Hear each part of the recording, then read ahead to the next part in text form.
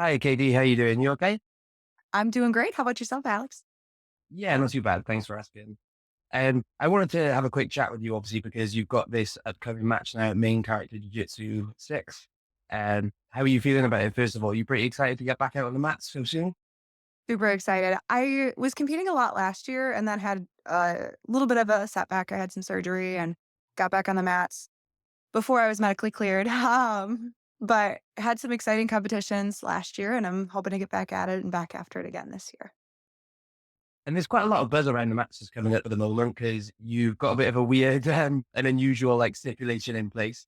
Yeah. Could you tell us a little bit about that and how that actually came into place as well? Yeah. So my match on main character on March 30th. It's a rule set we've never seen before. So it's the typical sub only. I wanna say there's an overtime, I don't even care for the overtime, I don't know, but, the important thing is the winner of the match gets to power slap the loser in the center 3 times, which makes it unlike anything we've ever seen before, and we're crossing over and hitting that power slap territory, but also making it part of jiu-jitsu. And the reason that we're doing that is because there's some as the card states, it's the bad blood card for main characters, so, we're kind of the reason that it's the bad blood card, because me and my opponent unfortunately had some still have some beef, and we finally get to I don't wanna say settle the score because I'll never appreciate the things she's done or said, but, we get to prove who's the badder bitch, so, yeah, I'm excited. Could you explain a little bit about that? What the actual issue between the two of you stems from? So, I just wanna start by saying the woman I'm going against is very mentally ill, and very delusional about a lot of things, but she's started a lot of problems all over across the country, and I'm hearing more and more every day, about all the gyms she's been kicked out of, whether it's Atlanta, whether it's the Carolinas, or whether it's, in Wisconsin, like, there are multiple states that she has had problems in and that she's initiated problems, but she refuses to see that she is the issue and that it just doesn't happen to everybody. Not everybody gets kicked out of a gym. Not everybody gets kicked out of tournaments and stuff like that. So there's so much that goes into it, and some stuff I can't even begin to wrap my head around. But long story short, like, we're all adults in this sport, there's bound to be people hooking up and stuff, and she hooked up with a teammate of mine, and, she had seen him once in a different state at a tournament, and then she came to spend, like, a week or 2 with him prior to Masters Worlds, and that's, again, my teammate, so him and I train at the same gym, and she decided to just claim that they were dating.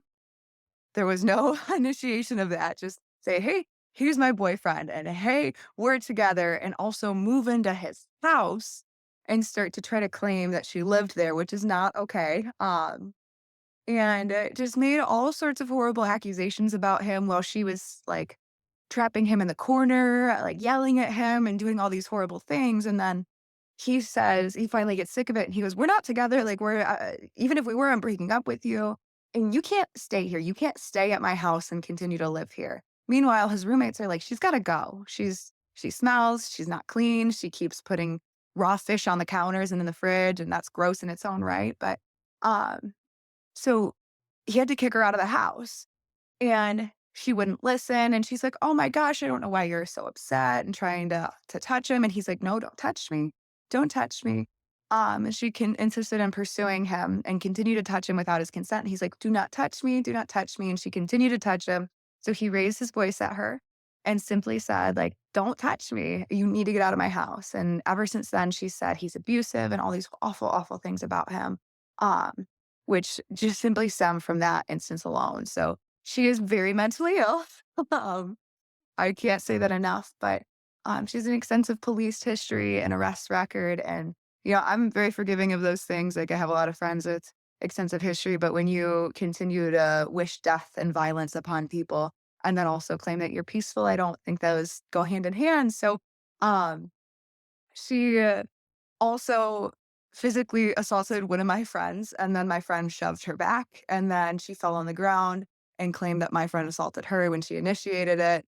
Where there were a ton of witnesses, and it was at Nogi Pans this year, and it was just a bunch of ridiculous things.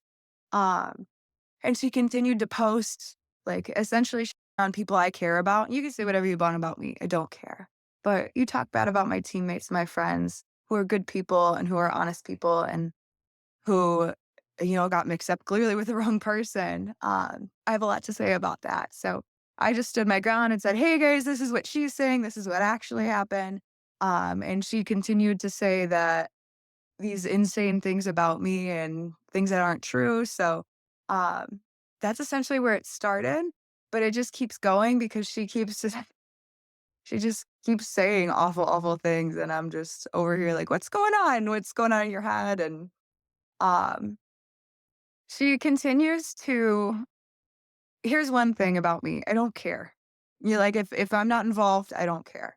Um, but she continues to involve me in these things and say awful things about me on the internet, and at some point, I'm just going, "Okay, enough is enough." Like, if you wanna keep saying these things, you wanna keep terrorizing several of my friends, trying to message them about me, like, enough is enough. So I finally said and I had done Medusa, which is the female combat jiu-jitsu worlds, essentially, in, Cancun, Mexico. I made it to the semifinals and had a good showing, and, it was, maybe a month after that, I said, "Hey, if you wanna settle this, let's do a combat jiu-jitsu match. Who wants to put it on?" And that's how Kamoy, who runs Main Character Jiu-Jitsu, finally said, "Hey, let's run it on my card, but let's have this stipulation." And I said, "I'm down. I clearly don't mind hitting a bitch. I did get more into jiu-jitsu, so I could really mess with that. I'd rather be able to light her up, but, undefended power slaps in the middle are nothing to shake my head at." So, that's how it's going. Another thing I do wanna say about her too is she continues to insist that she's a girl's girl and that she sticks up for women in the sport. And she's continuously messaging promotions that my friend is competing on, my friend who she physically assaulted, and my friend pushed her back. And she continues to message the promotions that my friend is competing on and saying, "Hey, Chelsea is a abusive, manipulative, like all these things. Like this is my experience with her." And not share that she was the one who initiated physical contact, who initiated all these things, who stalked and harassed Chelsea for months prior to this interaction too. And it's just all mind blowing to me that she keeps involving people and keeps persisting that she is 100% right about everything and won't share the awful things that she's done. Um, so it really is a lot of mental illness into play, and then she continues to, shut on other women who support myself or Chelsea and just, says these awful things to them. Like, one of my friends has a title match on an upcoming promotion in Iowa, and my friend has beaten Mrs. Cloth. Katie Marie Cloth is her legal name despite any of the other names she chooses to go by, because every time she gets in legal trouble, she changes her name. Every time she gets kicked out of a gym, she goes by a different name, but her legal name is Katie Marie Cloth. Um, and so Miss Cloth claimed that my friend Rachel didn't deserve the match, although Rachel had beaten Miss Cloth very badly too. She beat the shit out of that girl. So, and then she's over here saying that girl doesn't deserve this title match. I don't know why I don't have a shot at the title match. And it's like, number one, you're on a 12 plus match losing streak. Your only accolades in the sport are podiuming at an ADCC advanced bracket when there are only 3 people in the bracket. That's not an accomplishment.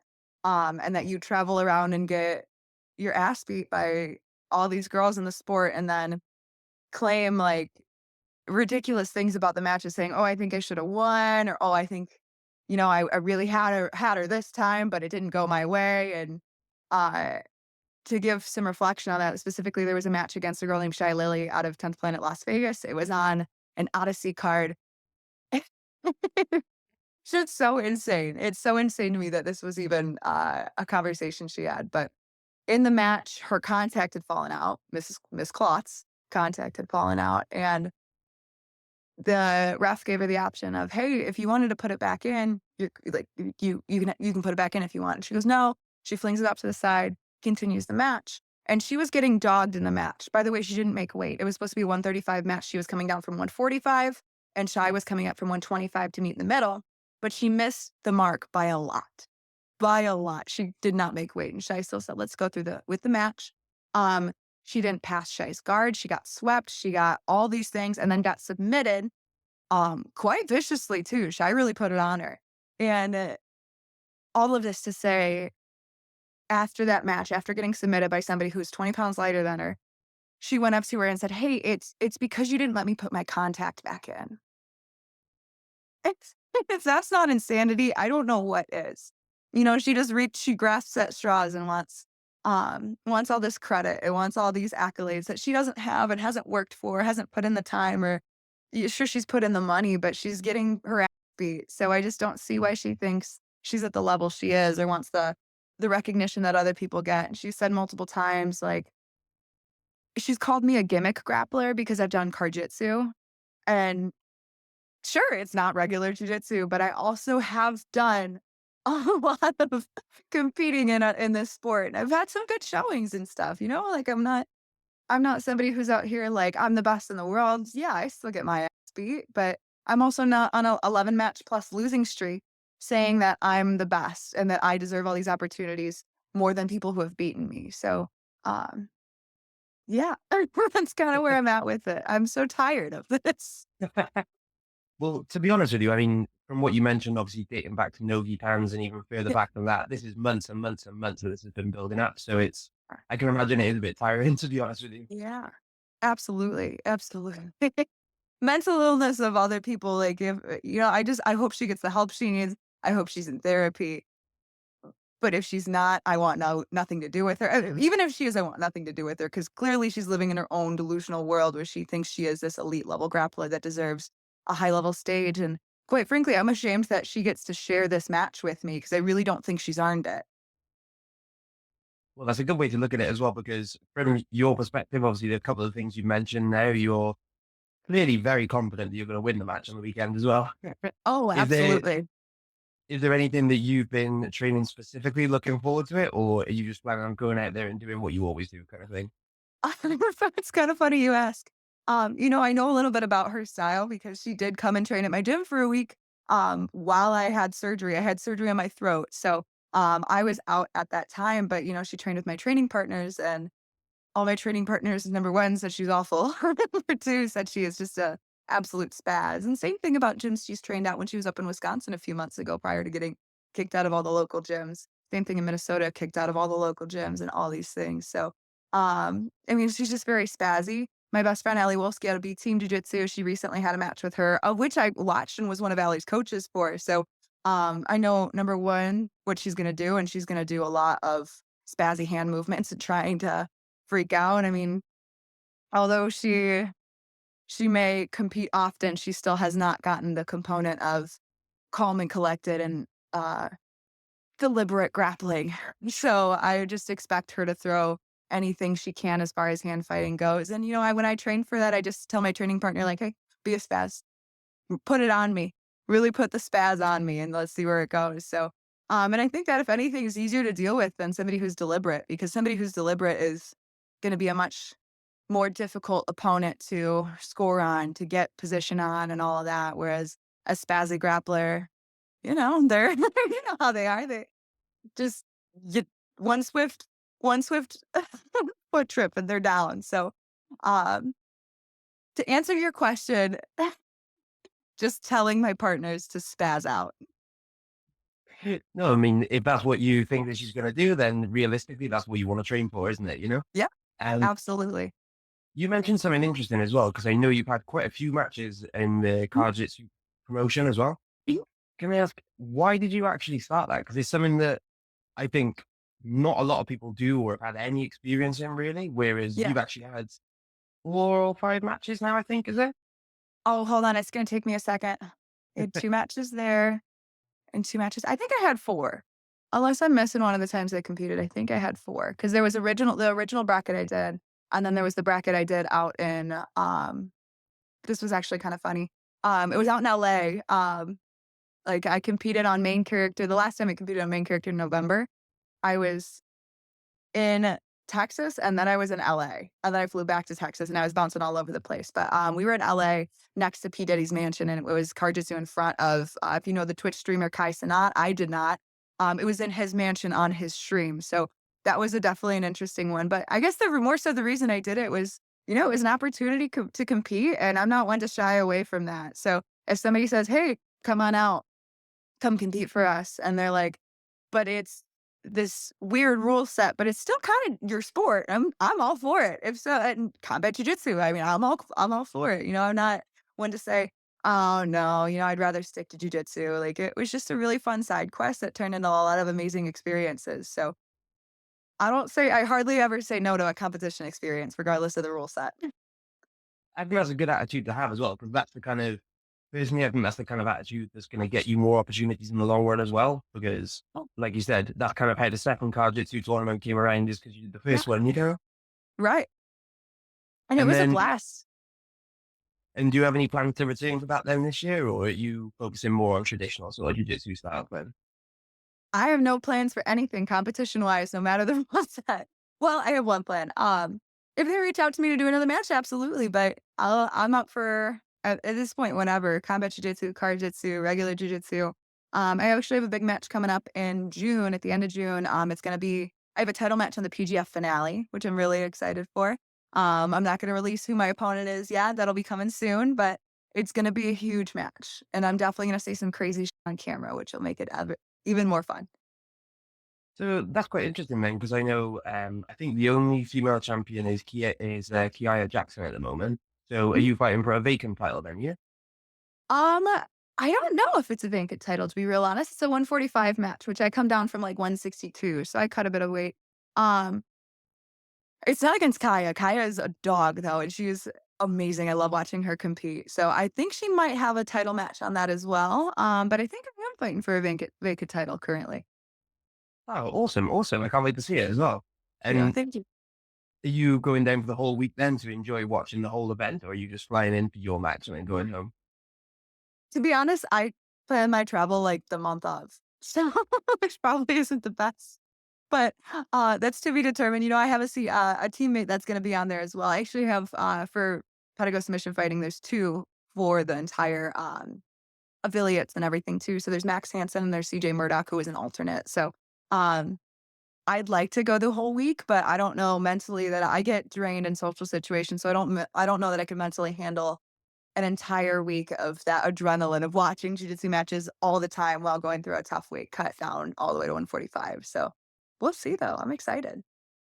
Yeah, I mean that's a good point as well. If you are cutting weight, that is going to be it's hard to go through that all day because it is hours and hours of jiu-jitsu every day at PGF as well. So it is going to be tough to go and watch and support while you're still trying to actually cut weight. Yeah. Maybe watching the stream in the sauna. And then for your previous matches, obviously, like you Mhm. mentioned, you had that Medusa appearance as well. I think you've mentioned on social media a couple of times now that you're eager to get back down to Cancun for another edition of Medusa. Is that something that you want to jump into this year if it comes around? Absolutely. I mean, for the last one, Eddie reached out to me right away. He reached out to me, I think in like July, and he said, "Hey, I'm running Medusa in December. Do you want to do it?" And that was months in advance. And I knew I had my surgery in August, and I still said, "Hell yeah, I want to go." And, if they run it again at 145, if they run it again at 155, I'm absolutely down. I'm not one to be afraid of getting hit in the face. I we do jujitsu, we always get hit in the face with knees, elbows, or, hands or whatever on accident. So I just feel like if you believe in your jujitsu, part of it is getting up from the ground. So I feel like if you believe in your jujitsu enough, like, and you can take a hit, you can make a splash in combat jujitsu too. Yeah, and I think you are right as well that for a lot of people, they maybe shy away from that combat jiu-jitsu rule set, but it is something that is fun to compete under, and it's definitely fun to watch as well. Yeah. Absolutely, especially when blood starts flying. And then you mentioned obviously being sort of like comfortable striking. Do you have a plan on drifting more towards MMA, or do you want to stick with solely jiu-jitsu rule sets? Solely jujitsu rule sets. I used to have some interest in MMA and striking, and I trained some level of striking, very low level for maybe like 8 months to a year.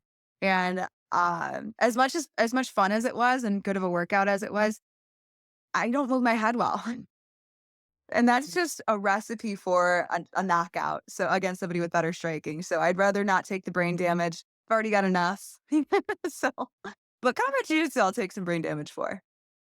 Nice, nice. And then you obviously taking things back a step almost. I know that you're relatively new to the sport compared to the girls you're competing against, really. Like you've only been doing it, what, 5 or 6 years now, I think, is it? 6 years now, yeah. And then you originally came from like powerlifting, is that right? I did. So my athletic background is a little different than most. So long story short, I was on the track team in high school. I joined the powerlifting team in high school. I did, I think, 6 years of competitive powerlifting around the country. And I went to college for it and I was on scholarship for it, which was awesome. And then I ended up joining the cheer team, made fun of the cheerleaders in high school, did competitive cheer in college, walked down to the cheer team, got a scholarship, competed twice. And I loved it. I loved it so much. And then I ended up switching my major and going back home to Chicago where, we didn't have um, a cheer team or anything that was competitive. So I just gave it up as a whole, found jujitsu through an ex-boyfriend's suggestion. And here we are 6 years later. Nice, nice. And do you find that that powerlifting background does come in handy? Because I imagine you must feel pretty strong compared to your peers, you know?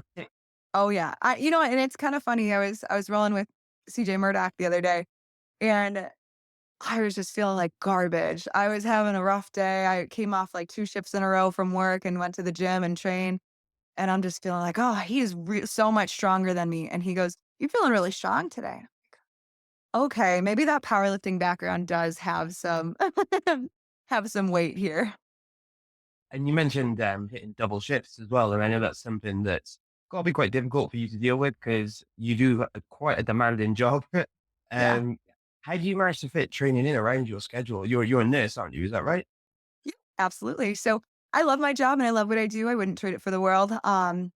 It can be difficult to balance with jujitsu. However, it allows me to travel a lot more than most people. So I'm very, very, very lucky in that instance. So um, I'm technically part time during my competitive season, but in between competitions, I work full time or overtime. But I work 12-hour shifts, and on my work days, I don't have the luxury to train because I live in Southern Illinois, which is kind of the boonies. I live in a small town with 1 stoplight. And with that being said, there's not a whole lot of jujitsu gyms around here, so my gym, Patago Submission Fighting, is an hour away from my house. So I don't have the luxury to go drive an hour, train, and then come back. I'd get home 1 a.m. easily. So, um, my my work days are days without training for sure, but, um, it makes me take a rest day, so I need to be thankful for that. And it allows me to compete and travel around the country and around the world for this, and that's something I truly love and truly appreciate. And in that case, then, because you mentioned obviously how much you actually love the job that you do, Mhm. if your jiu-jitsu career does sort of take off to a higher and higher level, do you ever see yourself committing to it full time, or would you always want to stay as a nurse that does jiu-jitsu on the side, sort of thing? I can never just do one thing. So, even if my career takes off to a higher level and, like, I were to get, like if somebody were to say, "Hey, I want you as my full-time athlete, I want you training full-time," I would still find a way to work, what's called PRN. It's per diem. It's as needed in the medical field. So even if that were to be the case, I would do that as needed, and I would work in between training sessions, or I would work weekends or certain weekdays, so I could still have that in my life because it really is a rewarding job. Specifically, what I do is I'm a med surg telemetry oncology nurse. So what that all encompasses is I see anybody that gets admitted to the floor of a hospital from the ER. So to get admitted to the floor, you basically have to have a reason that you need medical supervision, you need medical intervention, but you're not immediately at risk to die. And even then, we sometimes get those patients anyway. Um, and they're not pregnant 9 times out of 99.9% of the time, but we still occasionally see early in the pregnancy patient that would be there for something else. But I see a lot of cardiac issues, certain dysrhythmias that need to be treated and need certain cardiac medications that they're on, need titration for. Or we see a lot of oncology patients, and I've seen a lot of sad cases, but I've seen a lot of great cases too, where people are comfortable with their diagnosis and comfortable with the way they've lived their life and comfortable with, end of life. And that is the reality of my job as I see people fighting and I see people giving in and I see people reflecting on certain things of their life. So it really is rewarding and I wouldn't change it for the world. That's nice to hear as well. And I think you hit on something then that I've noticed as well from following you. And I first became aware of you from the Medusa appearance because obviously you, like you said, you made it to the semi-finals. Mhm. And I've noticed since then that you are kind of like doing 3 or 4 different things at once. And you've actually got your own apparel brand as well at the moment, haven't you? I do, I haven't been working with it as much as I was before because I tend to take on too much. And I originally started the apparel brand to supplement my competition income. But, I've been able to balance some things. I've been able to get some sponsors to definitely help out, and that's made a world of difference. But my apparel brand, I did share with Ali Welski for a little bit, and we haven't done any orders in a few months or anything. So I'd say that's starting to die off. Although we did have some great rash guards. If anybody is interested listening to this, um, we sell Tell Your Dad I Said What's Up. Or Tell Your Mom I Said What's Up. We aspiring stepmom, aspiring stepdad, or my personal favorite, Sorry I'm Sweaty, I Was Just at Your Dad's House. Those are along the lines of the rash guards we were selling. But if anybody's interested, shoot me a personal DM. Awesome. Awesome. I mean, that's pretty much everything I wanted to go through with you ahead of your match on the weekend. But is there anything that you want to say or anyone you want to give a shout out to before I let you go? Yeah, I shout out to my sponsor, Gold BJJ. They're wonderful. Cole is amazing. He always makes sure I have the gear I need, make sure I'm set up for my match. And for main characters specifically, I have a special rash guard I think a lot of the audience members will appreciate considering my opponent is crazy. So just keep a lookout for it. The back of my rash guard is gonna have something that I think everybody will get a kick out of. Nice, nice. Well, I can't wait to see it. And thanks very much for your time. Take it easy. All right. Cheers.